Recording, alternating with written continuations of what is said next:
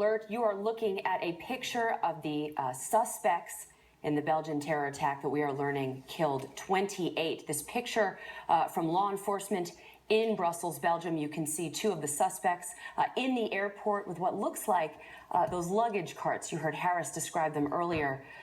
Let's bring in now our chief intelligence correspondent, Catherine Herridge, live in Washington, D.C., with more details on what happened. Catherine.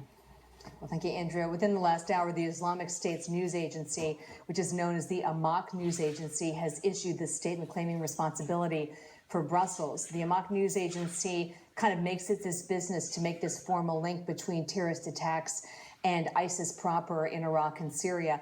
In this case, the statement speaks specifically to the use of suicide bombers in Brussels, so bombers plural, at the airport as well as the metro station. So based on their claim, we're looking at least 3 suicide bombers. This group is very active within ISIS propaganda circles, and after the attack in Paris, made a claim of responsibility, also praised the attacks in San Bernardino in December, and now the claim of responsibility to what we saw in Brussels this morning. We don't have the same kind of track record with the Islamic State that what we had with Al-Qaeda proper, but they do not have a track record of taking responsibility for attacks that they did not have some sort of input in or have some authorship in the atrocity, Andrea.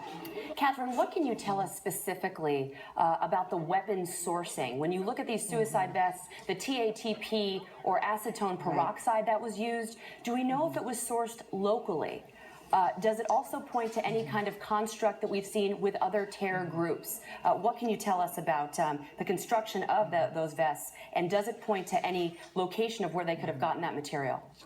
Well, that's an excellent question. We were able to confirm elements of a French police report that was done after the attacks in Paris last November. And that French police report found that the suicide vests that were worn by the attackers at the stadium, as well as one of the restaurants, bore the same kind of signature from the bomb maker. In other words, they were constructed in the same manner, suggesting the same individual or team was responsible. In that particular case, they each had a 9-volt battery that was used to accelerate the detonation.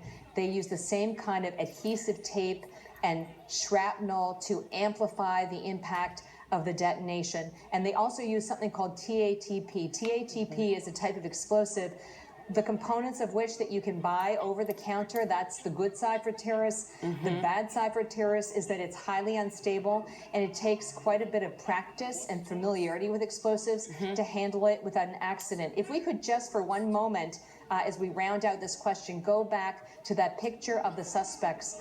I want to tell you what has my attention looking at that picture, having worked in this area for more than a decade. When you look at the way the men are hanging on to the luggage carts, just see how one hand is gloved and the other hand is not gloved?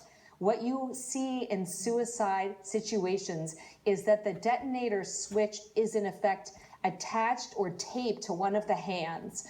And the reason that's important, it's almost what you call a dead man's switch. When they lose the grip, in this case, on the luggage cart, it sets off the detonation. So if they were shot and brought down, the bomb would still explode. So looking at that picture, what immediately has my attention is the fact that both of them have one hand that is gloved inside and the other hand which is not. Interesting. Catherine, on your point, I think it's critical what you just mentioned in your reporting. The TATP, that acetone peroxide, was the same material used in the stadium in Paris. I'm repeating this because I think it is critical.